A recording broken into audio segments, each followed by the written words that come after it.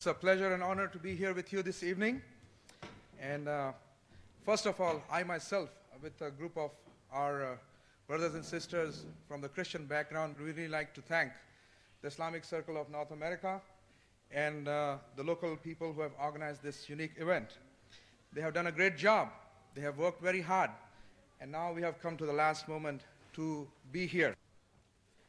Dr. William Campbell did his medical work in Cleveland, Ohio at Case Western Reserve University. He worked for 20 years in Morocco, where he learned Arabic. After 7 years in Tunisia, he wrote his book, Answering Dr. Maurice Bucaille's. He is a convinced Christian who likes to explain the Injil or the gospel to everyone. At age 74, Dr. Campbell is retired with 10 grandchildren. And we are really thankful and we are really happy to be here with you tonight. Thank you.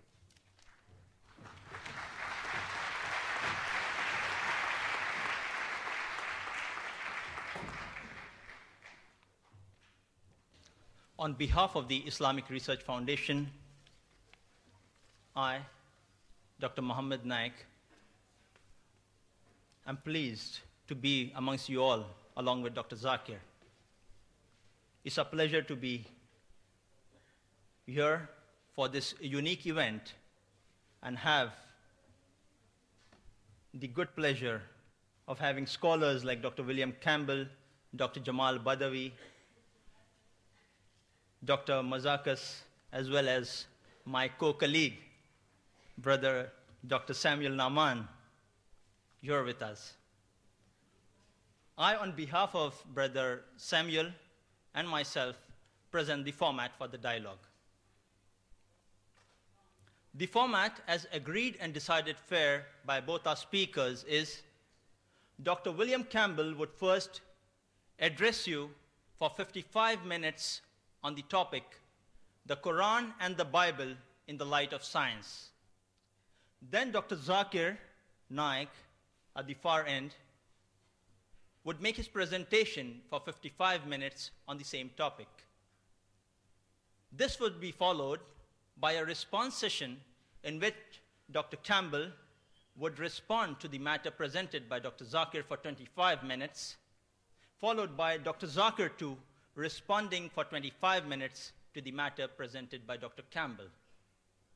Lastly, we would have the open question and answer session in which the audience may pose questions to each speaker alternately on the question mics provided in the auditorium.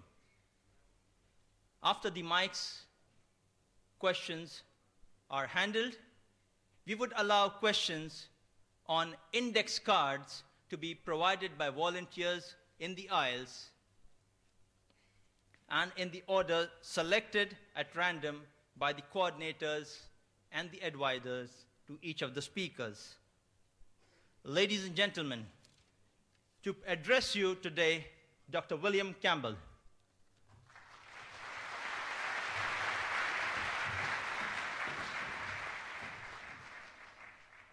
Greeting to Dr. Naik, who almost surely came the farthest.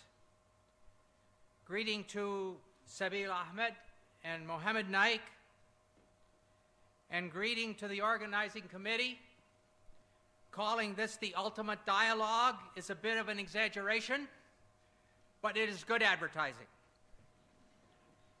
And greetings to you, the audience. I'd like to also bring greetings in the name of Yahweh, or better known as Jehovah, the great creator God who loves us. I wish to start by speaking about words. Tonight we are going to speak about the words of the Bible and the words of the Quran. The scholars of modern linguistics tell us a word, a phrase, or sentence means what it meant to the speaker and the person or crowd of people listening. In the case of the Quran, what it meant to Muhammad and those listening to him. In the case of the Bible, what it meant to Moses or Jesus or those listening to them. To check this, we have the context of all the usages in the Bible or the Quran. In addition, there is the poetry and letters of that century. For the Gospel, the 1st century AD. for the Quran, the first century of the Hijra.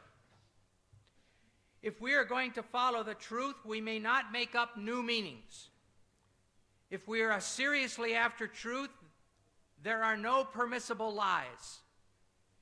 Here is an example of what I'm talking about. You can have the first slide here.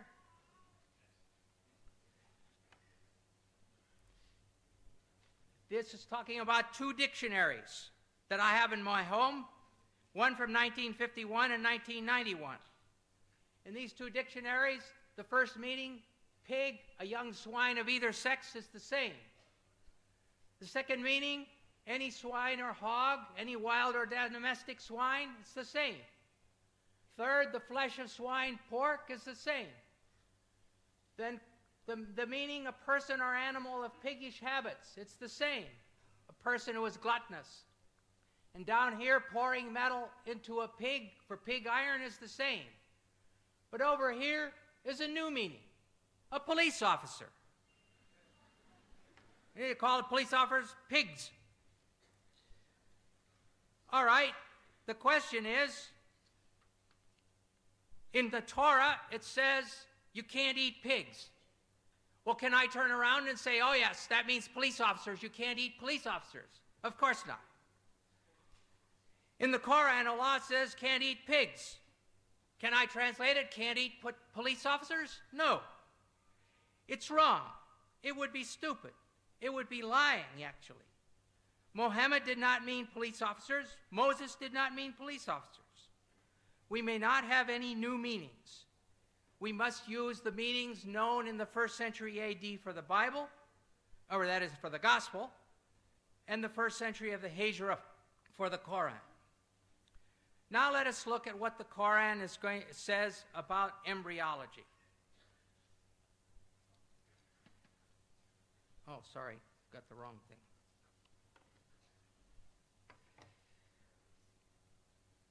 It has been said that the idea of the embryo developing through stages is a modern one, and that the Quran is anticipating modern embryology by depicting differing stages. In a pamphlet entitled Highlights of Human Embryology by Keith Moore, Dr. Moore claims the realization that the embryo develops in stages in the uterus was not discussed or illustrated until the 15th century. We will weigh this claim by considering the meaning of the Arabic words used by the Quran, and secondly, by examining the historical situation leading up to and surrounding the Quran. We will start by looking at the main words using the word alaka, main verses. The Arabic word alaka in the singular, or alaq as the collective plural, is used 6 times. In the Surah of the Resurrection, Al-Qiyamah, 75, 35 to 39, we read, was he man, not a drop of sperm ejaculated? Then he became alaka, and God shaped and formed and made of him a pair, the male and the female. In the Surah of the Believer, Al-Mu'min, 40:67, it says, he it is who created you from dust, then from a sperm drop, then from a leech-like clot, alaka, then brings you forth as a child, that perhaps you may understand. In the Surah of the Pilgrimage, Al-Hajj 22:5, it says, O mankind, if you have doubt about the resurrection, consider that we have created you from dust, then from a drop of seed, then from a clot, alaka, then from a little lump of flesh, shapely and shapeless. And finally, the fullest treatment is in the Surah of the Believers, Al-Mu'minun, 23:12 to 14, which reads, verily, we created man from a product of wet earth, then placed him as a drop of seed in a safe lodging. Then we fashioned the drop a clot, alaka, and of the clot we fashioned a lump, and of the lump we fashioned bones, and we clothed the bones with meat. Then we produced it as another creation. And here you have the stages according to the Quran. Nutfa, sperm. Alaka, clot. Mudaga, piece of meat. Adam, bones.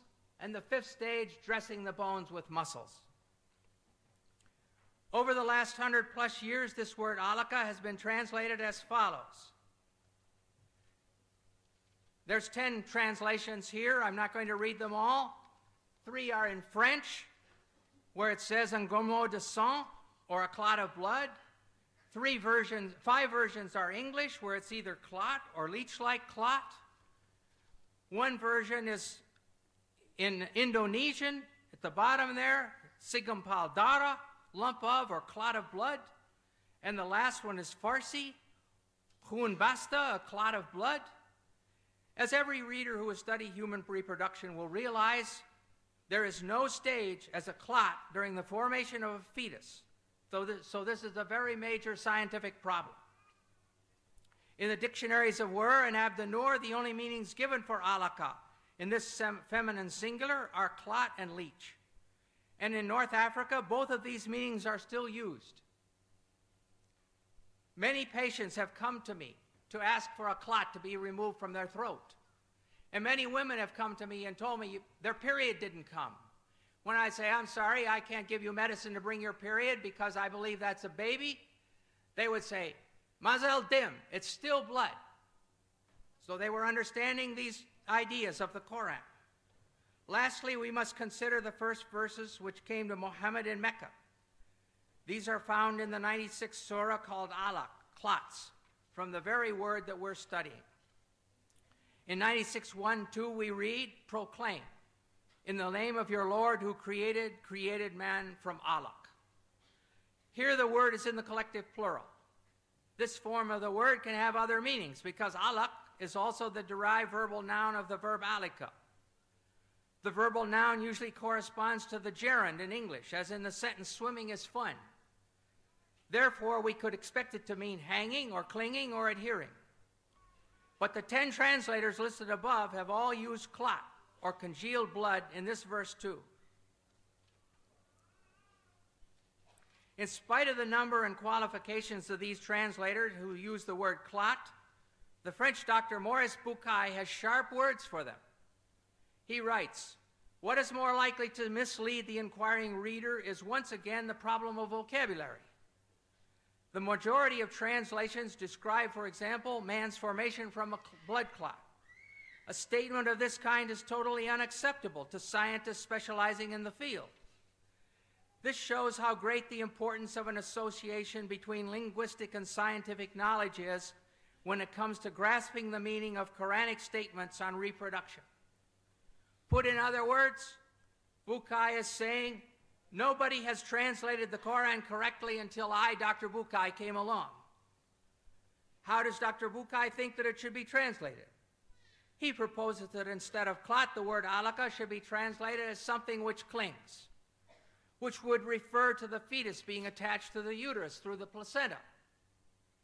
But as all you ladies who've been pregnant know, the thing which clings doesn't stop its clinging to become chewed meat. It keeps on being the thing which clings, which is attached by the placenta for 8.5 months. Thirdly, these verses say that the chewed meat becomes bones, and then the bones are covered with muscle. They give the impression that first the skeleton is formed, and then it is clothed with flesh, and Dr. Bucaille knows perfectly well that this is not true. The muscles and the cartilage precursors of the bones start forming from the somite at the same time. At the end of the 8th week, there are only a few centers of ossification started, but the fetus is already able to make muscular movement. In a personal letter from Dr. T.W. Sadler, who's associate professor in anatomy and the author of Langman's Medical Embryology, Dr. Sadler states, at the 8th week post-fertilization, the ribs would be cartilaginous, not bone, and muscles would be present. Also at this time, ossification would just begin. Muscles would be capable of some movement at 8 weeks. It's always better to have 2 witnesses, so we shall see what Dr. Keith Moore has to say about the development of bones and muscles in his book, The Developing Human. Extracted from chapters 15 and 17, we find the following information. The skeletal system develops from mesoderm. The limb muscles develop in the limb buds that are derived from this somatic mesoderm. We see that here on this slide. It's difficult perhaps to see, but there's the limb bud. And then here there's just a little bit of cartilage. with the muscles around. Here there's more cartilage. And this is the whole, the bones are formed and in the form of bones, but it's all cartilage. No bones yet.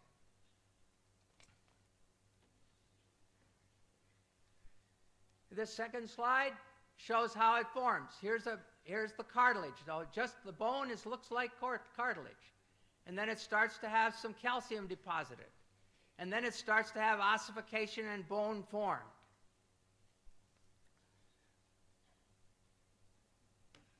As the bone models form,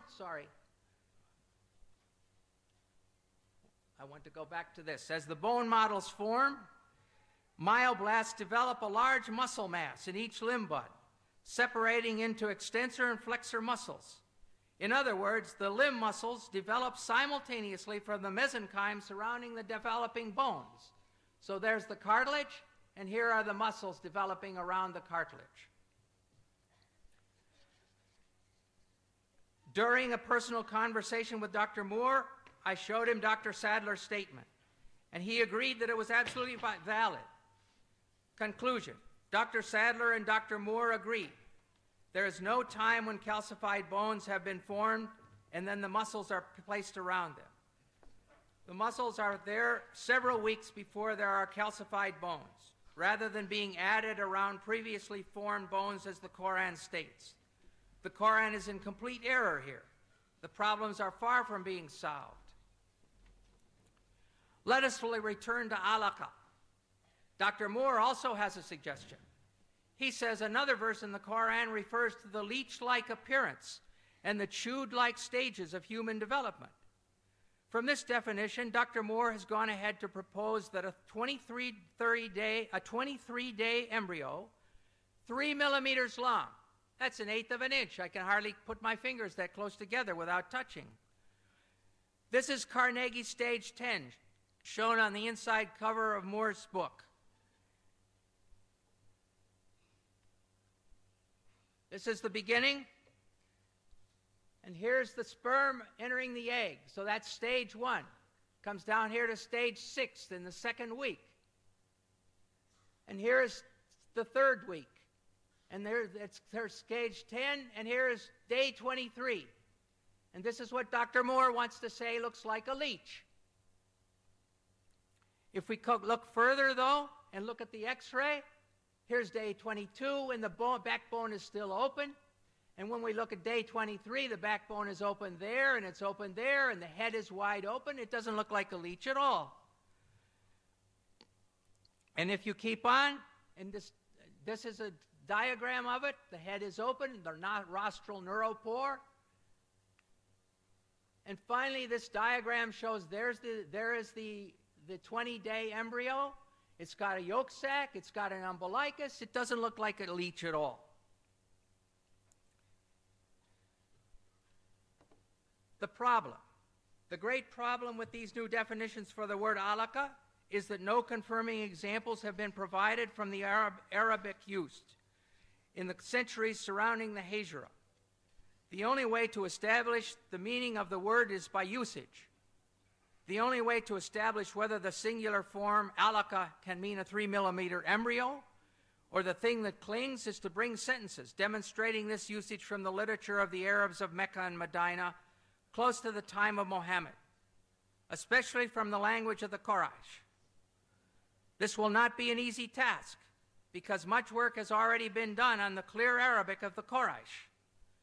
The early Muslims understood intuitively the need to know exactly what the Quranic words mean, and for this reason they made comprehensive studies of their language and poetry. Hamza Boubacar, former rector of the main mosque in Paris, brought up this subject at a conference on the one God in Montpellier in 1985. He posed the question to the audience: has the comprehension of the text of the Quran known at the time of Muhammad remained stable? And his answer was, ancient poetry shows that it has. We can only conclude, if the verses which bring spiritual comfort and hope to Muslims have remained stable, then the scientific statements embedded in those verses must also be accepted as stable, unless new evidence can be brought forward. This is especially important since some of the verses say that this information is a sign. The Surah of the believer, as we saw above, says He it is who created you from dust, then from a sperm drop, then from a clot, alaka, that perhaps you may understand. And in the Surah of the pilgrimage, He said, O mankind, if you have doubt about the resurrection, consider. Therefore, the question must be asked. If it was a clear sign to the men and women of Mecca and Medina, what did they understand from the word alaka, which would lead them to faith in the resurrection? The answer.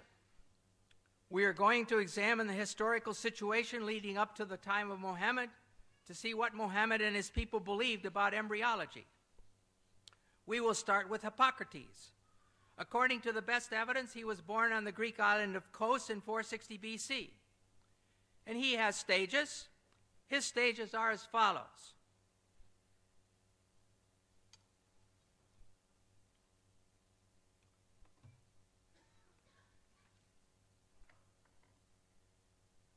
The sperm is a product which comes from the whole body of each parent. Weak sperm coming from the weak parts, and strong sperm from the strong parts. Then he goes ahead and talks about the coagulation of the mother's blood. The seed, embryo, then is contained in a membrane. Moreover, it grows because of its mother's blood, which descends to the womb. For once a woman conceives, she ceases to menstruate. Then about flesh, he says at this stage, with the descent and coagulation of the mother's blood, flesh begins to be formed with the umbilicus.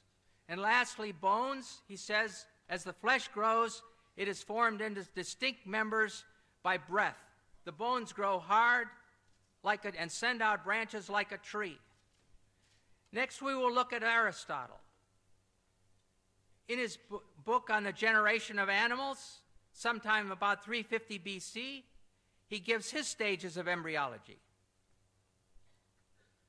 And he talks about first semen and menstrual blood, or catamenia. In this section, Aristotle speaks of the male semen as being in a pure state. It follows that what the female would contribute to the semen of the male would be material for the semen to work on. In other words, the semen clots the menstrual blood. Then he goes to flesh.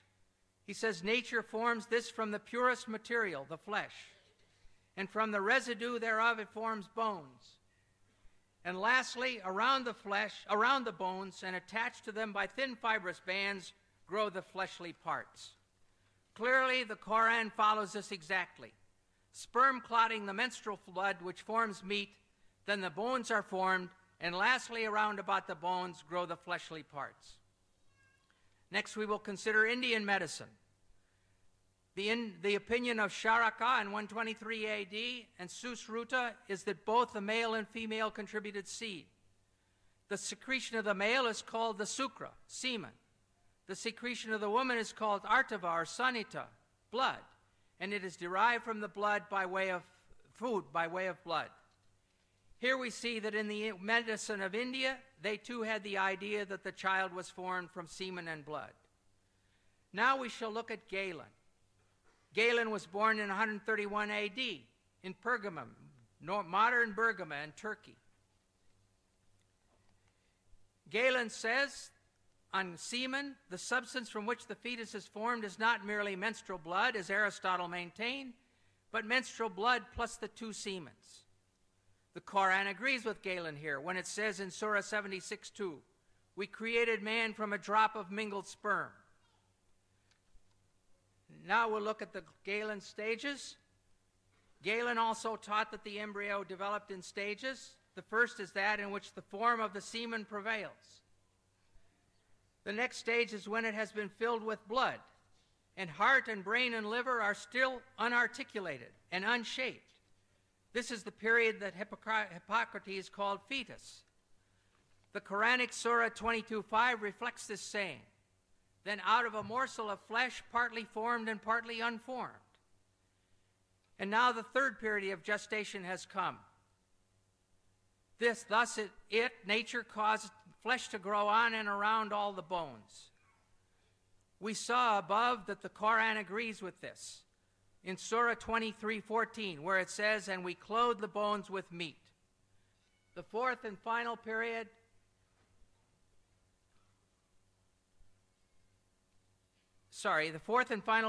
is at the stage when all the parts in the limbs have been differentiated.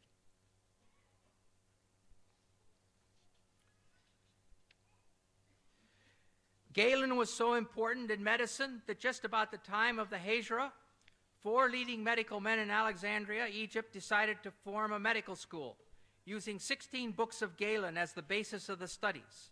This continued up to and including the 13th century. We must now ask ourselves, what was the political, economic, and medical situation in Arabia at the time of Muhammad? From the Hadramaut in Yemen, the caravans of the spice trade passed north through Mecca and Medina and then reached into all of Europe.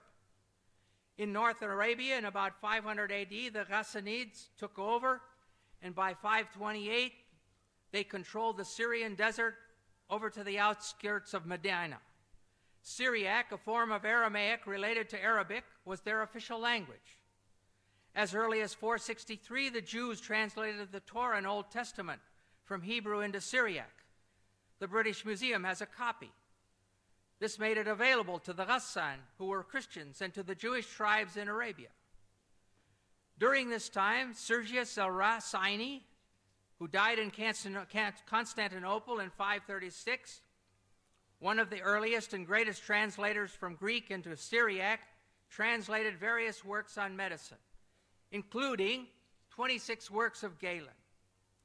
This made them available in the kingdom of Khosrow I in Persia and to the Ghassan tribe, whose influence extended to the outskirts of Medina. Khosrow I, Arabic Kisra, king of Persia, was known as Khosrow the Great. His troops conquered areas as far away as Yemen, and he also loved learning and started several schools. The school of Jundi Shapur became, during Khosrow I's long reign of 48 years, the greatest intellectual center of the time. Within its walls, Greek, Jewish, Nestorian, Persian, and Hindu thought and experience were freely exchanged. Teaching was done largely in Syriac, from Syriac translations of Greek texts. This meant that Aristotle, Hippocrates, and Galen were readily available when the medical school at Jundi Shapur was operating during his reign. The next step was that the conquering Arabs compelled the Nestorians to translate their Syriac texts of Greek medicine into Arabic. The translation from Syriac to Arabic was easy, as the two languages had the same grammar. Concerning the local medical situation during Muhammad's life, we know there were physicians living in Arabia during this period. Harith ben Khalada was the best educated physician trained in the healing arts. He was born about the middle of the 6th century at Taif in the tribe of Bani Thaqif. He traveled through Yemen and then Persia, where he received his education in the medical sciences at the great medical school of Jundi Shapur, and thus was intimately acquainted with the medical teachings of Aristotle, Hippocrates, and Galen. Having completed his studies, he practiced as a physician in Persia, and during this time he was called to the court of King Khosrow, with whom he had a long conversation. He came back to Arabia about the beginning of Islam and settled down at Taif. While there, Abu al-Khair, a king of Yemen, came to see him in connection with a certain disease, and on being cured, rewarded him with much money and a slave girl. Though Harith ben Khalada did not write any book on medicine, his views on many medical problems are preserved in his conversation with Khosrow. About the eye, he says that it is constituted of fat, which is the white part. And then the second is constituted with water, which is the black part, and of wind, which constitutes the eyesight. Well, these things we know to be wrong now, but this was Greek thought. All this goes to show the acquaintance of Harith with the Greek doctors. Summarizing the situation in a few words in his book, Histoire de la Médecine Arabe, Dr. Lucien Leclerc writes, Harith ben Khalada studied medicine at Jundi Shapur, and Muhammad owed to Harith a part of his medical knowledge. Thus, with the one as well as the other, we easily recognize the traces of Greek medicine. Sometimes Muhammad treated the sick, but in the difficult cases, he would send the patients to Harith.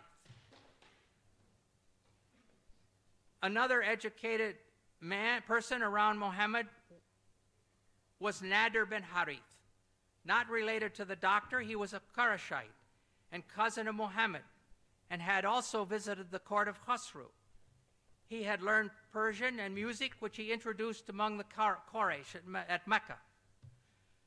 However, he was not sympathetic to Muhammad, mocking some of the stories in the Quran. Muhammad never forgave him for this, and when he was taken prisoner at the Battle of Badr, he caused him to be put to death. In summary, we see that 1, Arabs living in Mecca and Medina in 600 had political and economic relations with people from Ethiopia, Yemen, Persia, and Byzantine. A cousin of Muhammad knew Persian well enough to do his musical studies in it. 3, the Ghassan tribe, which ruled the Syrian desert over to the gates of Medina, used Syriac, one of the main languages used to teach medicine in Jundi Shapur, as their official language. An ill king of Yemen came to Taif to consult the physician Harith ben Qalada, who had been trained where? At Jundi Shapur, the best medical school in that world, and to whom Muhammad sometimes sent patients. 5, during Muhammad's lifetime, a new medical school was established in Alexandria, using the 16 books of Galen as their texts. This all shows that there was ample opportunity for Muhammad and the people around him to have heard of the embryological theories of Aristotle, Hippocrates, and Galen when they went to seek treatment from Harith ben Qalada and other local doctors. Thus, when the Quran says in the late Meccan Surah of the Believer, 40:67, He it is who created you from dust, then from a sperm drop, then from a leech-like clot, that perhaps you may understand. And then in the Surah of the Pilgrimage, O mankind, if you have doubt about the resurrection, consider what we have created, that we have created you from dust. It is correct for us to ask again, what were they to understand? What were they to consider? And here are the Quranic stages again. Nutfa, sperm. Alaka, clot. Mudaga, piece of meat. Adam, bones. And 5, dressing the bones with muscles. The answer is very clear. They were understanding and considering that which was common knowledge, the embryological stages as taught by the Greek physicians. I don't mean that Muhammad's listeners all knew the names of the Greek physicians, but they knew the embryological stages of the Greek physicians. They believed that the male sperm mixed with the female menstrual blood to cause it to clot, and this became the baby. 2, they believed there was a time when the fetus was formed and unformed. 3, they believed the bones formed first and then were covered with muscle. Allah was using that common knowledge as a sign encouraging the listeners and readers to turn to Him. The trouble is that this common knowledge was and is not true. Arab physicians after Muhammad. We must now look at 2 well-known physicians from the period after Muhammad. Obviously, they had no effect on the Quran, but they demonstrated that faith in the embryological ideas of Aristotle, Hippocrates, and Galen continued among the Arabs right up to the 1600s. If the correct translation of alaka is leech-like substance, as modern Muslims like Shabir Ali claim, there is no place where these post-Quranic doctors said so. In fact, it's just the opposite. The ideas of these Greek physicians were being used to explain the Quran, and the Quran was quoted to enlighten the meaning of the Greek physicians. The human being takes its origin from 2, this is speaking about Ibn Sina, or Avicenna. The human being takes its origin from 2 things. The male sperm, which plays the part of factor. The female sperm, first part of the menstrual blood, which provides the matter. Thus we see that Ibn Sina gave the female semen exactly the same role that Aristotle had assigned to the menstrual blood. It is difficult to overstate the importance of Ibn Sina as a scientific and philosophical authority for the pre-modern Europeans. Then we're going to look at Ibn Qayyim al-Jawziyah. Ibn Qayyim took full advantage of the agreement between Quranic revelation and Greek medicine. This is not very clear, probably, but the Hippocrates is in purplish. And the Quran is in bold type, green. And the Hadith is in purple. And commentaries are in red. And his own thoughts in sort of a blue-green. So it starts out, he says, Hippocrates said in the 3rd chapter of Kitab al-Jinnah, the semen is contained in a membrane, and it grows because of the blood of its mother, which descends to the womb. Some membranes are formed at the beginning, others after the 2nd month, and others in the 3rd month. And this phrase about the blood descending to the womb, we saw it when we looked at Hippocrates' slide. That is why God said, here the Quran is mentioned, He creates you in the womb of your mothers by one formation after another in 3 darknesses. That's Quran 39:6. Then he gives his own ideas. Since each of these membranes has its own darkness, when God mentioned the stages of creation and transformation from one state to another, He also mentioned the darknesses of the membranes. Most commentators explain, and here are the words of the commentators, it is the darkness of the belly, and the darkness of the womb, and the darkness of the placenta. In a second example, we read, Hippocrates said, the mouth opens up spontaneously, and the nose and ears are formed from the flesh. The ears are opened, and the eyes, which are filled with a clear liquid. The prophet used to say, I worship Him who made my face and formed it and opened my hearing and eyesight, and so forth. Here we look at Hippocrates again, and there in the 2nd stage is the same thing we just read. Ibn al-Qayyim is quoting Hippocrates and speaks of the mother's blood descends around the membrane. He could do this, as we have seen, because the educated people of Muhammad's time were familiar with Greek medicine. However, what is important for us here today to realize is that there is no place where the Quran corrected Greek medicine. There is no place where Ibn Qayyim was shouting, hey, you guys, you've got this all wrong. The correct meaning of alaka is that which clings or leech-like substance. On the contrary, Ibn Qayyim was demonstrating the agreement between the Quran and the Greek medicine, their agreement in error. A final witness is the commentary of Baidawi in 1200 A.D. Here we have the commentary. We have the Quran here. We have his commentary, and here it's been translated. And he says, then from alaka, a piece of solid blood is his explanation of alaka. Alaka is underlined. That's from the Quran. And here's his explanation, a piece of solid blood. Then he goes on, then from a piece of meat from the Quran. A piece of meat originally as much as can be chewed, and so forth.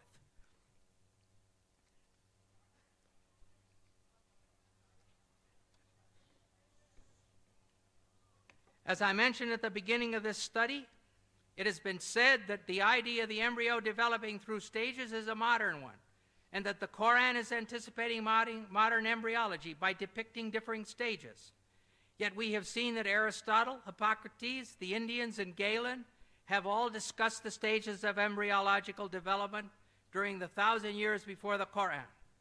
And after the coming of the Quran, the account of the different stages, as described by the Quran and the Greek doctors, was carried on in the teachings of Avicenna and Ibn Qayyim, and is essentially the same as that taught by Galen and those preceding him. Concerning the bone stage, it's clear, as Dr. Moore demonstrated so capably in his textbook, that muscles start forming from the somites at the same time as the cartilage models of the bones. There's no bone stage where there's a skeleton sitting here and then the muscles are plastered around it.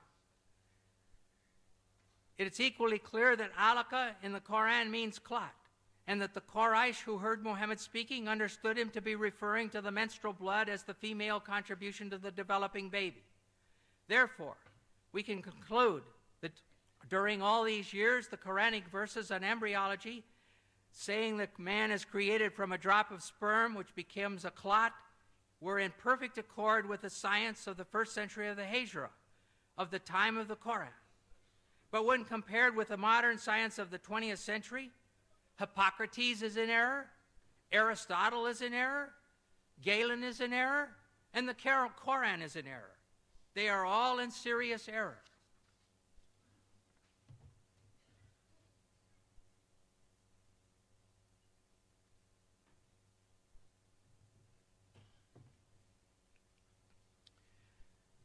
Now we're going to look at a little bit about moonlight.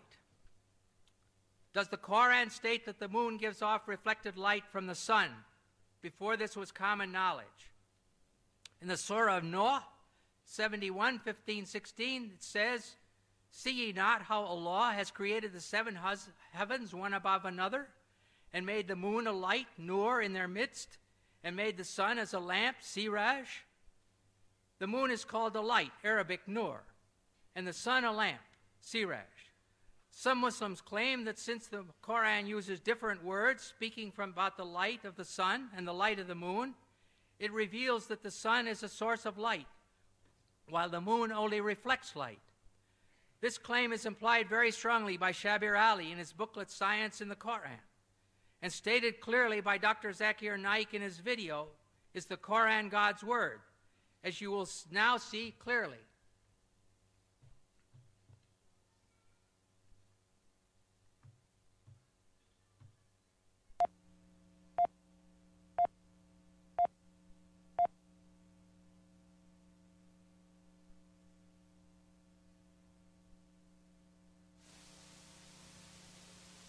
The light that we have, the light that we obtain from the moon, where does it come from? So he will tell me that previously we thought that the light of the moon was its own light. But today, after science has advanced, we have come to know that the light of the moon is not its own light, but it's a reflected light of the sun. I will ask him a question. That it is mentioned in this Quran, in Surah Al-Furqan, chapter number 25, verse number 61. "Blessed is he who has created the constellations and placed therein a lamp and a moon which has reflected light." The Arabic word for moon is qamar, and the light described there is munir, which is borrowed light, or nur, which is a reflection of light. The Quran mentions that the light of the moon is reflected light. You say you discovered it today. How come it's mentioned in the Quran 1400 years ago? He will pause for a time. He won't reply immediately, and then may say, maybe it's a fluke. I don't argue with him. For sake. Near the end of the video, we heard Dr. Naik explain the Arabic word for moon is qamar, and the light described there is munir, which is borrowed light, or nur, which is a reflection of light. Please do not forget what he said. Munir is borrowed light, and nur is reflected light. Not only is this claimed to be a statement in keeping with scientific truth, but it is also claimed to be scientifically miraculous, since this was supposedly only discovered relatively recently. It is correct that the moon does not emit its own light, but only reflects the light of the sun. But this was known already almost 1,000 years before Muhammad. Aristotle, in about 360 BC, discussed knowing that the earth was round by its shadow on the moon. He could see the earth's shadow crossing the moon if he knew that moonlight is reflected light. If you still insist that this is a miracle of scientific knowledge, then we must ask ourselves, do the Quranic words themselves support this claim? Siraj. First we shall look at Siraj. In Surah Noah, which was read above, and Surah Al-Furqan 25:61, it is simply lamp, referring to the sun. In Surah An-Naba 78:13, Sirajan Wahjan means a dazzling lamp, again indicating the sun. The words nur and munir come from the same Arabic word, root. The word munir is used 6 times in the Quran. 4 times, Surahs Al-Imran 3:184, Al-Hajj 22:8, Luqman 31:20, and Fatir 35:35. It is the phrase Kitab al-Munir, which Yusuf Ali translate as a book of enlightenment, and Pickthall uses the scripture-giving light. Clearly, this indicates a book which is radiating the light of knowledge. Nothing about reflection. Nur. It says in Surah Noah 71:16 and Yunus 10:5 that Allah made the moon a light. Thus we find that the Quran says that the moon is a light, and it never says that the moon reflects light. Moreover, in other verses, the Quran says that Allah is a nur, a light. Surah An-Nur 24:35, one of the most beautiful passages in the Quran, reads, Allah is the light, nur of the heavens and the earth. The parable of his light is as if there was a niche, and within it a lamp, the lamp enclosed in glass, the glass as it were a brilliant star, and so forth. Thus we see that the word nur is used for both the moon and Allah. Are we going to say that Allah gives off reflected light? I think not. But if you continue to insist that nur, used for the moon, means borrowed or reflected light, and we saw above that Allah is the light, nur of the heavens and the earth, what is the source of this light, siraj, of which Allah is only a reflection? Think about it. If Allah is named nur or reflected light, who or what is the siraj?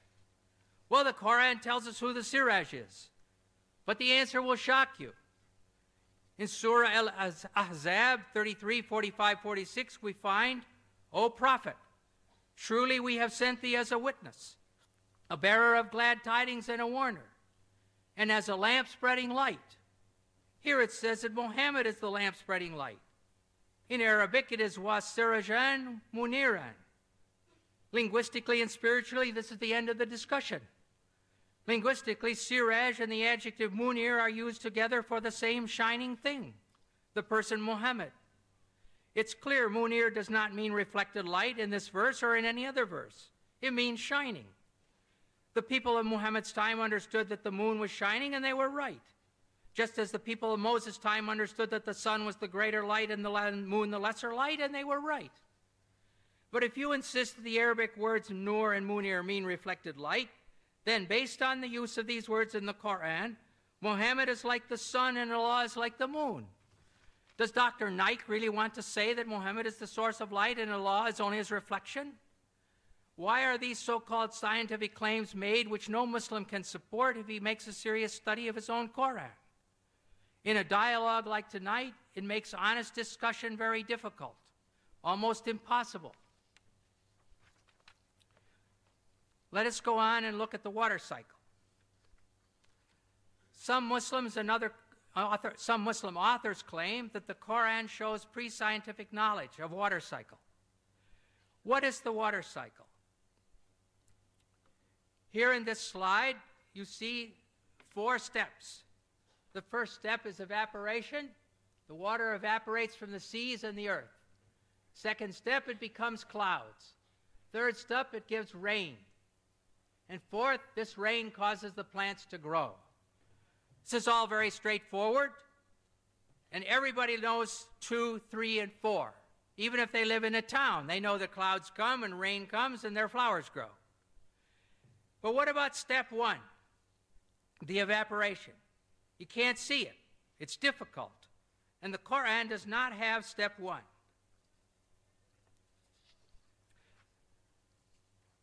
Now we're going to look at a prophet from the Bible, a prophet from 700 BC, Prophet Amos,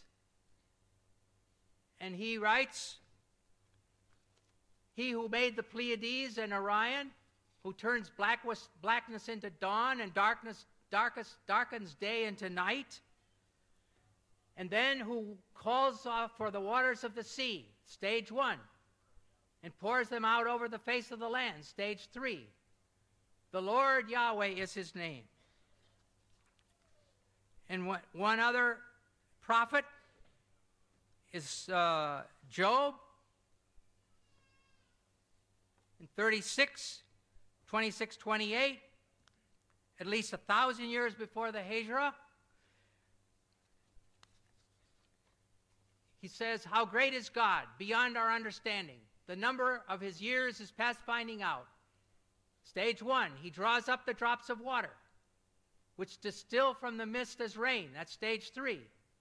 And then the clouds are mentioned, stage 2, which pour down their moisture and abundant showers fall on mankind. So here in the Bible, this difficult stage 1 is there from more than 1,000 years before the Quran. Now let us go on and look at mountains. The Quran has more than a dozen verses stating that God placed firm and unmovable mountains on the earth. And in some of these verses, the mountains are listed as either a blessing for believers or a warning for the unbelievers. One example of this is found in the Surah Luqman, 31:10-11, where the mountains are one of 5 warnings. It says, He has created the heavens. It says He has created the heavens without supports that you can see, and has cast Al-Ka onto the earth firm mountains, Rawasiya, lest it should shake with you. In the prophets, the Al-Anbiya, 21:31, as one of 7 warnings, we read, and we have set on the earth firm mountains, lest it should shake with you, with them. Finally, in the B, Nahl 16:15, says, and He has cast Al-Ka onto the earth firm mountains, Rawasiya, lest it should shake with you. We see then that the believers and unbelievers are told that Allah has done this great thing. He's thrown down and placed the mountains so that the earth will not shake violently with them. Therefore, we must ask ourselves, what did they understand? In the next 2 verses, another picture is given. The news, An-Naba 78:6-7. Have we not made the earth an expanse and the mountains as stakes, al-jibala otadan, as those used to anchor a tent in the ground? And then the overwhelming, al-Ghashiyah, 88:17-19. Do they, the unbelievers, not look at the mountains, al-jibal, how they've been pitched like a tent? Here men are told that the mountains are placed as tent pegs. Tent pegs keep the tent stable. So again, the idea is put forward that the mountains will keep the earth from shaking. A third picture is presented in the word rawasiya, used for mountains. This word comes from the Arabic root arsa, and the same root is used for the Arabic word for anchor. To throw out or cast the anchor is al-qa al-mirsa. So instead of cast the anchor to keep the ship from moving, we have cast the mountains to keep the earth from shaking. From these pictures, it is clear that Muhammad's followers understood that the mountains were thrown down like tent pegs to keep a tent in place, like an anchor to hold a ship in place, to stop the earth from moving, i.e. limit earthquakes. But in fact, this is false.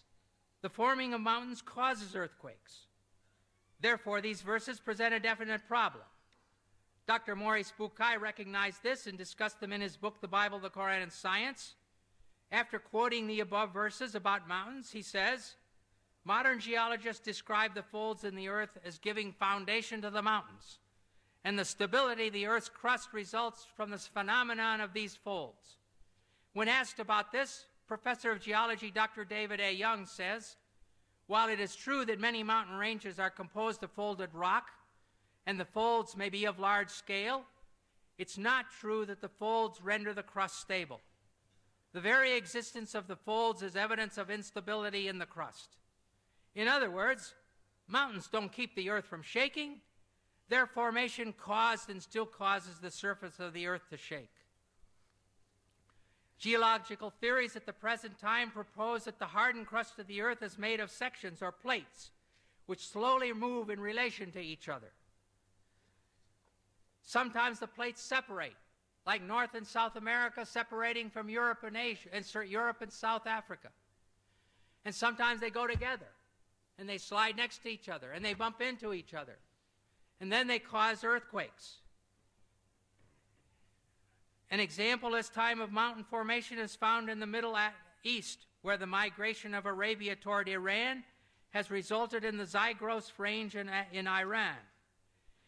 In many parts of the world, as one travels along the roads, one sees a hillside where the sandstone layers, which were horizontal when they were deposited, are now sticking up at angles. And so here you can see these sandstone layers, which were horizontal in the beginning, now they're sticking up at 75 degrees, where they were pushed up there by an earthquake, by the mountains being formed. Sometimes the plates get caught on each other and stop sliding. During this period, great forces are built up. When the forces of friction are overcome, the piece of plate that was stuck lurches forward, causing the shock wave of a thrust quake. And all of a sudden it goes thunk like this. In a recent earthquake, it was calculated that the Cocos plate in Mexico suddenly jumped forward 3 meters. Well, if your house suddenly jumped 3 meters, it would be a catastrophe. Another type of mountain is that formed by volcanoes. Lava and ash from inside the earth are thrown out and piled up until a high mountain is formed, even from the bottom of the sea. And we can see this kind of action in this picture. I hope you can see it. Not clear, is it?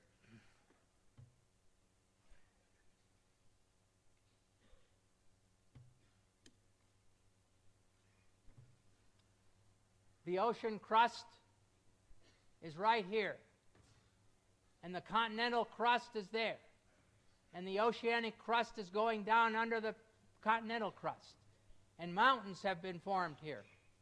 Here's a volcano, and here is the magma, or the molten rock, going up through the volcano. And here's another volcano with magma going up. And so this is how the mountains are formed and earthquakes are formed.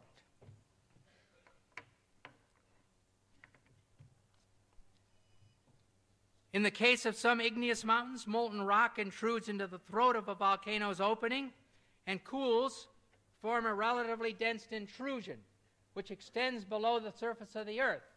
So if this got stuck and sealed, then it would be like a plug. However, it's not a root. It does not bear the weight of the mountain. It's really a plug. Therefore, on occasion, pressure builds up under the plug, and the volcano explodes, as happened in the South Pacific at Krakatoa in 1883, when the whole island was blown away. And it happened in Mount St. Helena in our days, when the mountain was blown away. We can conclude from this information that mountains were formed originally with movement and shaking, and that now, in the present, earthquakes are caused by their continued formation. When the plates buckle over each other, there are earthquakes. When the volcanoes erupt, there can be earthquakes. However, it is clear that the followers of Muhammad were understanding these verses to say that Allah threw the mountains down as tent pegs or anchors to keep the earth from shaking. Throwing the mountains down into the earth may be poetry, but to say that mountains keep the earth from shaking is a severe difficulty, which is out of step with modern science. Now we're going to take a little look at what the sun says about the Quran says about the sun.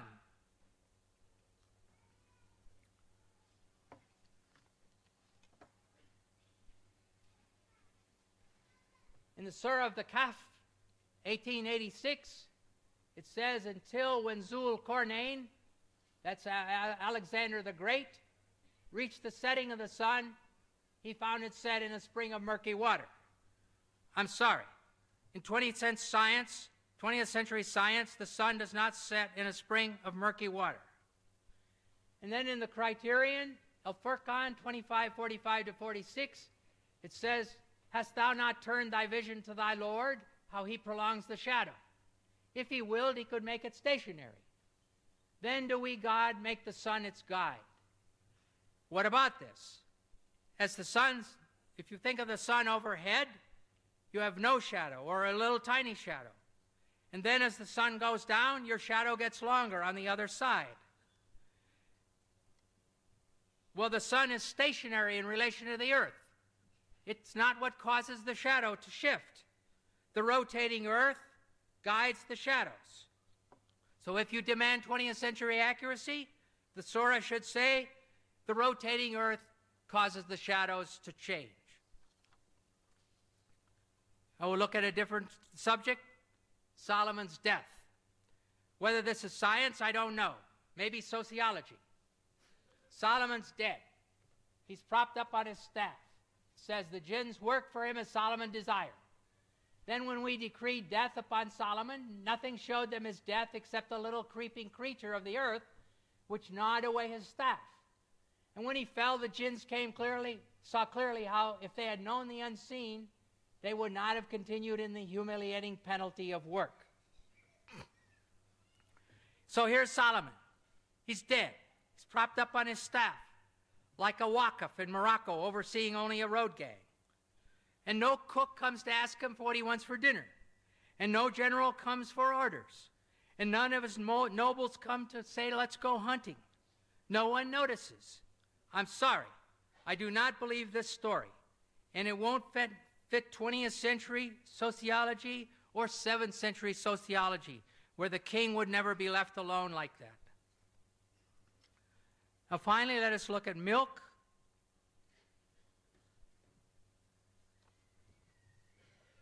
It says in the Surah of the Bee, An-Nahl 1666, we pour out to you from what is within their cattle, in their abdomen, the cattle's abdomen, between excretions and blood, milk, pure and agreeable to the drinkers.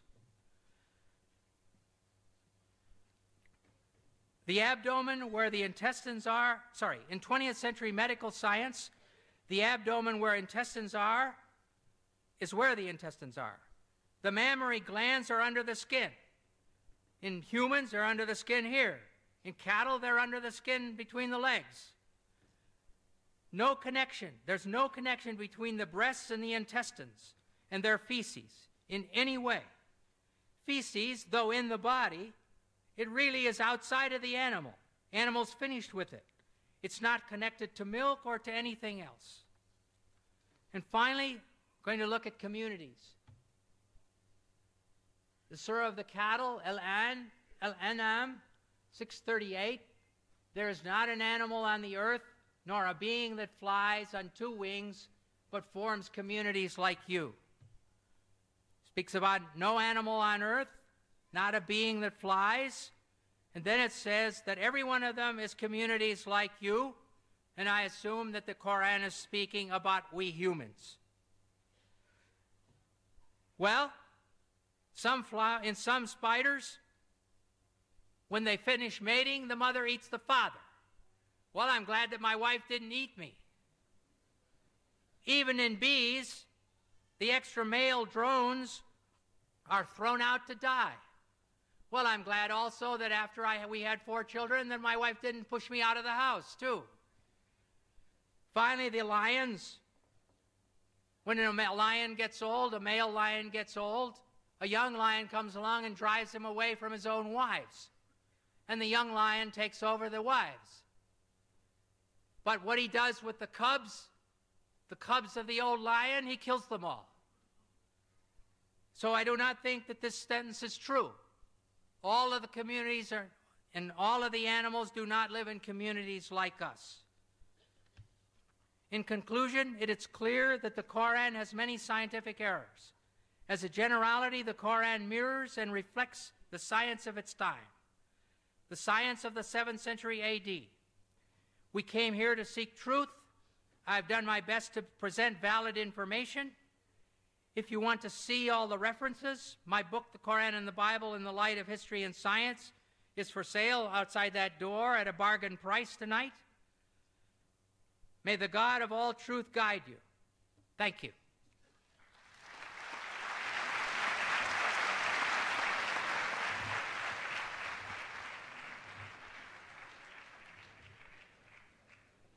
Thank you, Dr. Campbell, for your